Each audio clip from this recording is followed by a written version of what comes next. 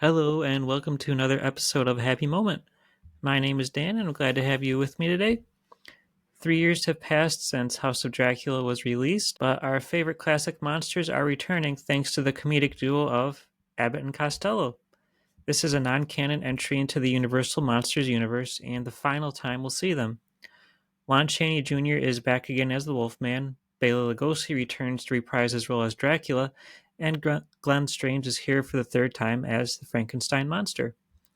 Throw them into the mix with Bud Abbott as Chick and Lou Costello as Wilbur, and we're in for a fun time. They're joined by Lenore Aubert, who plays Wilbur's mysterious girlfriend, Sandra. Here's our movie today: Abbott and Costello Meet Frankenstein. The movie begins with the Wolfman, Larry Talbot, nervously pacing around a hotel room in London. He calls over to the States to a shipping company where Chick and Wilbur work as freight handlers. He talks to Wilbur on the phone and tries to warn him about two crates that must not be touched until he arrives. In the middle of the conversation, Talbot turns into the Wolfman, which prompts an angry Wilbur to yell at him to keep his dog away from the phone. Soon after, the rightful owner of the crates arrives, Mr. McDougal, who owns a house of horrors. He brags about Dracula and the Frankenstein monster being in the crates to Sandra, then orders Chick and Wilbur to deliver them to his horror shop and open them so the insurance man can inspect them for damage. The House of Horrors is a wax museum full of frightening characters, and it's of course a dark and stormy night. One crate contains Dracula's coffin, and he soon escapes and frees the Frankenstein monster from his crate and leads him away.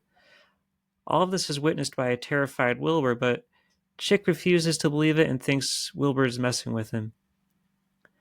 The insurance man arrives with Mr. McDougal, and of course his cargo is missing, so Chick and Wilbur are arrested. Next, we're taken to a castle on a small island, and we learn Sandra is a doctor, and she's in cahoots with Dracula. Dracula wants Sandra to revive the Frankenstein monster, but he doesn't want it to be vicious. Sandra assures him that won't be an issue because she found a very simple brain that she plans to obtain, and that would, of course, be Wilbur. There's also Professor Stevens who is working at the castle, but we're not real sure what he's doing there. Some kind of experiments, only that he's not aware of what Sandra is up to. Next morning, Chick and Wilbur are freed from jail by an anonymous person, and Larry Talbot also arrives. He sought out Chick and Wilbur after talking to them on the phone. Apparently, he's now a vampire hunter because he says he's been hunting Dracula and wants to destroy him before he can revive the monster. Unfortunately, it's nighttime when he arrives, and he asks Chick and Wilbur to lock him in his room and not let him out, no matter what. This leads to more hijinks with the Wolfman and Wilbur narrowly avoiding him. The next morning, Chick and Wilbur meet Joan Raymond, an investigator working for the insurance company, to try and find out what happened to Mr. McDougal's missing cargo. We learn that she's the one who freed them from jail. She immediately hits on Wilbur, much to the chagrin of Chick. There's a masquerade party that night, and Wilbur is supposed to go with Sandra. Joan also ends up going, and now Wilbur has two dates. They go into Talbot's room to get him. He confesses that he's a werewolf, but they brush it off as him being drunk. Talbot tells Wilbur and Chick they have to help him destroy Dracula and the monster. Chick, Wilbur, and Joan travel to the castle to pick up Sandra.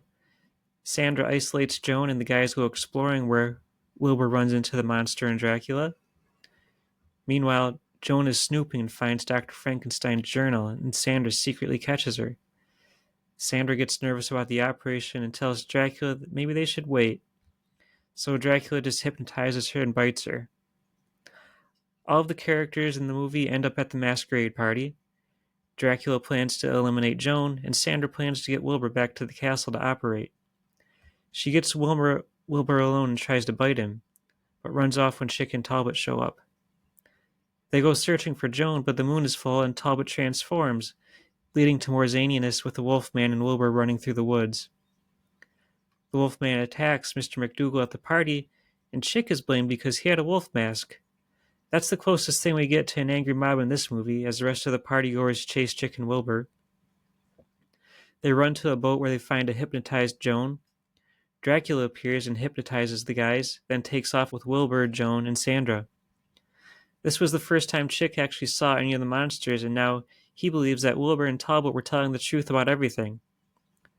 Chick and Talbot plan to head to the castle to try and stop Dracula before nightfall, but they don't get there in time. Professor Stevens learns of what's really going on, but Sandra knocks him out. Chick and Talbot's rescue attempt is successful, but they have to go back for Joan, and Dracula recaptures Wilbur. Chick and Talbot go back and interrupt just as the operation is about to begin that would swap Wilbur and the Frankenstein monster's brains.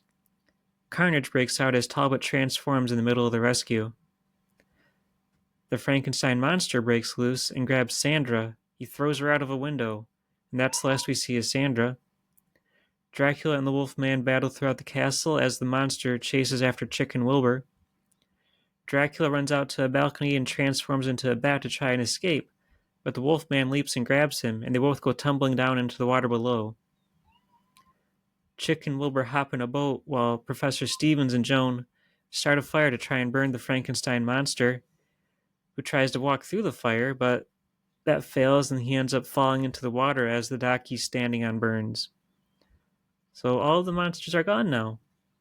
Chick and Wilbur hurriedly get away from the castle in their boat when suddenly a cigarette lights up and they're introduced to the Invisible Man in a cameo by the voice of Vincent Price. A terrified Chick and Wilbur bail out of the boat as the Invisible Man laughs, and that's the end. This is a really good movie that combines comedy and horror and makes for a great time. It's also a first for Abbott and Costello in a series of movies involving a variety of villains, including the Invisible Man and the Mummy. But this is the only one I've watched so far. If the others are close to this, then I'd say they're definitely worth checking out. I'm happy for Glenn Strange because he finally gets to do more than in the previous movies. Lugosi gets to do more here than he did in Dracula, I feel like. And Chaney plays his part exactly as he did in the other movies, which is a good thing. And really, other than Frankenstein meets the Wolfman, this is the only movie where we get any interaction between the three monsters, which was kind of a bummer in the previous movies. I definitely enjoyed this, and I hope you have a chance to check it out. This is probably my last solo episode for a while. I wasn't very active around the holidays as far as talking to potential guests, but things are rolling again, and I've got some great interviews coming up, including several authors and also a returning guest who's going to join me for a movie review. Until then, thanks for joining me. If you found this interesting at all, please consider subscribing on YouTube, and I will see you next time. Take care, everybody.